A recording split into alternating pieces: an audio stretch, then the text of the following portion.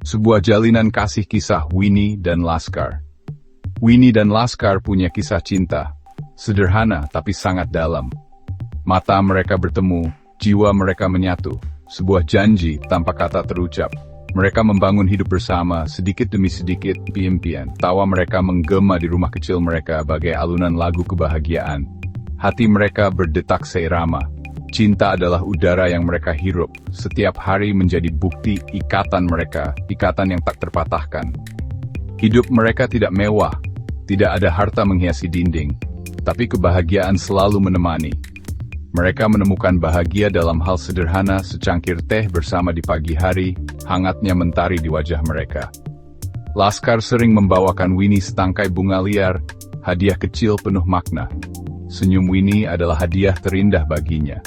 Hari-hari mereka mengalir tenang, damai, penuh pengertian tanpa kata.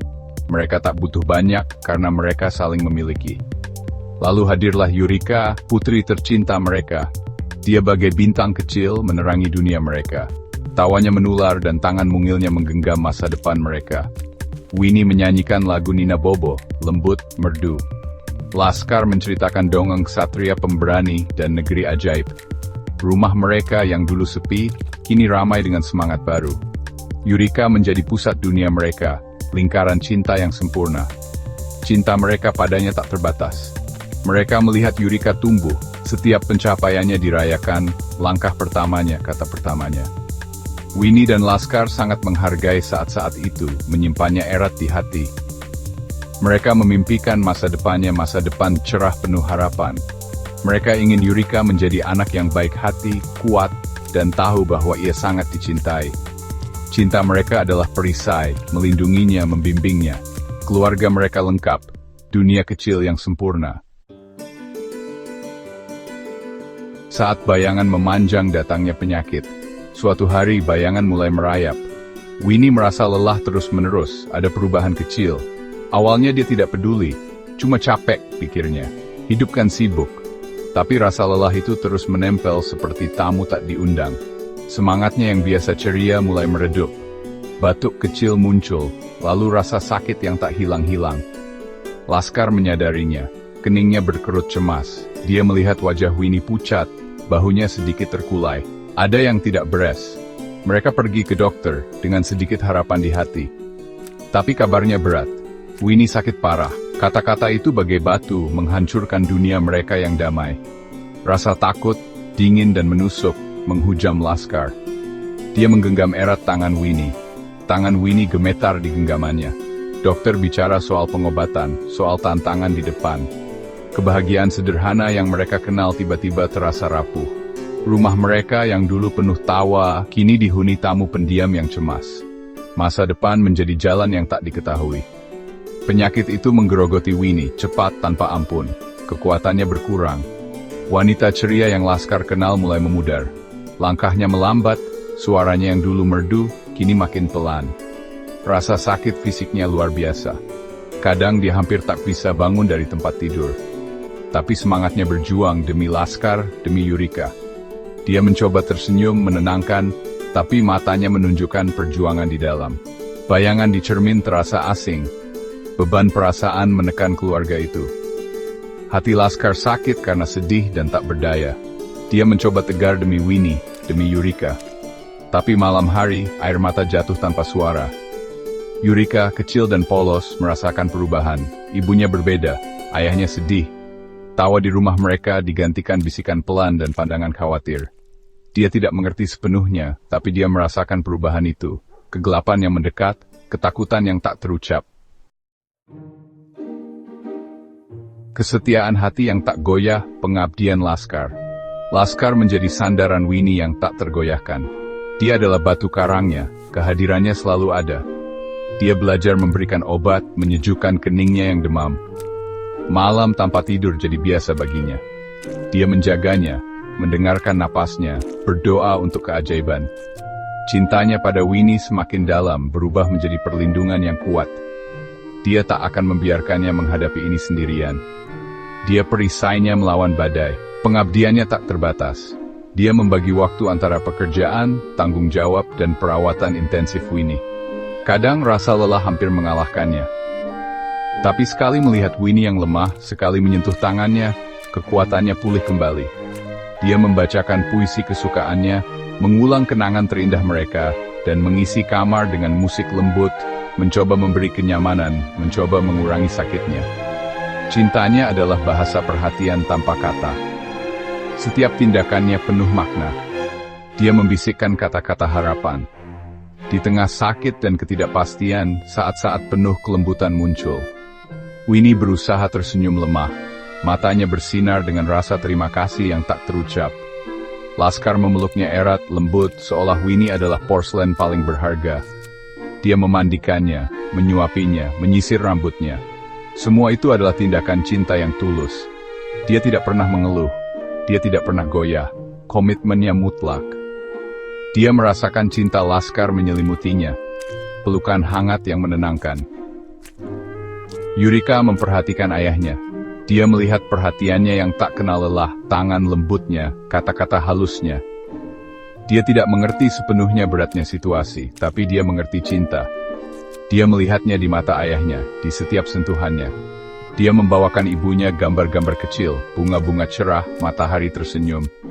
Dia duduk diam di samping tempat tidur. Kadang dia menyenandungkan lagu kecil.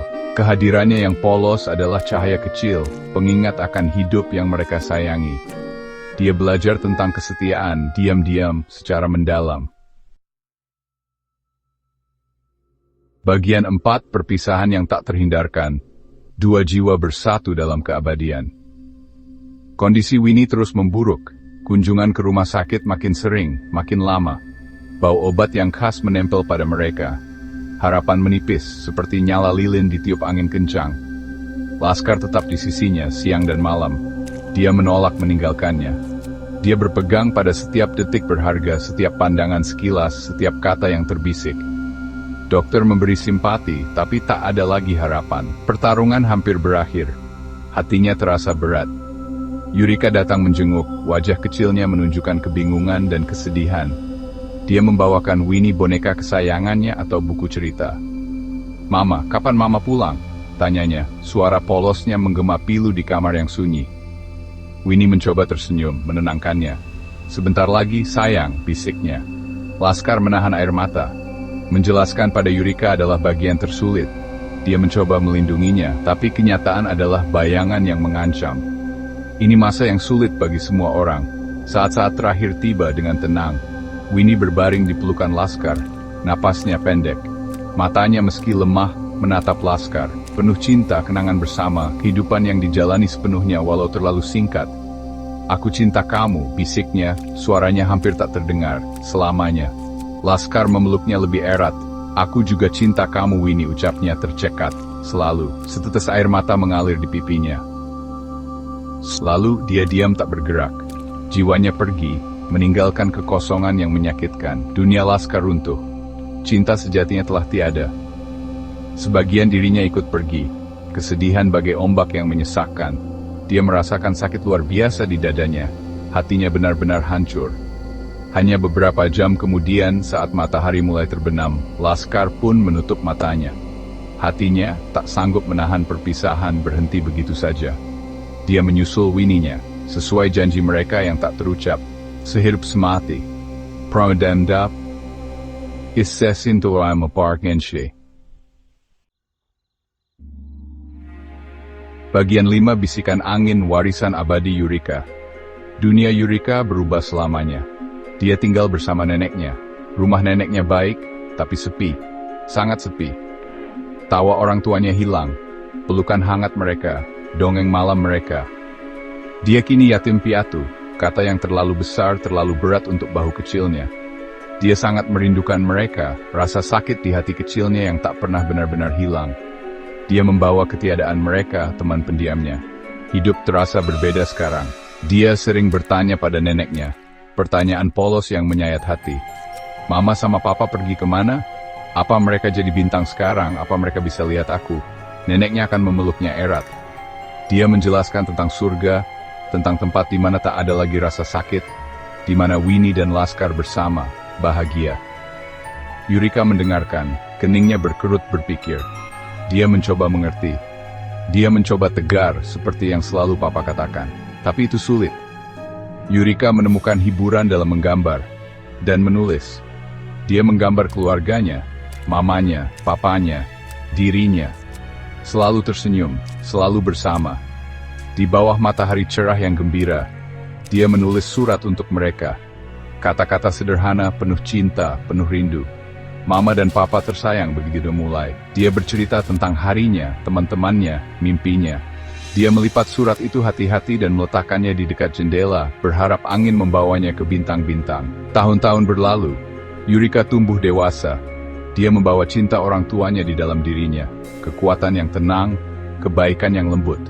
Dia tidak pernah melupakan mereka, wajah mereka, suara mereka, cinta mereka yang tak berkesudahan.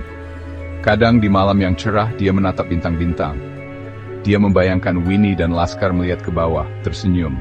Dia tahu mereka selalu bersamanya. Cinta mereka adalah warisan abadi, cahaya penuntun. Yurika menjalani hidupnya sebagai bukti ikatan abadi mereka. Kisah cinta yang tak pernah benar berakhir.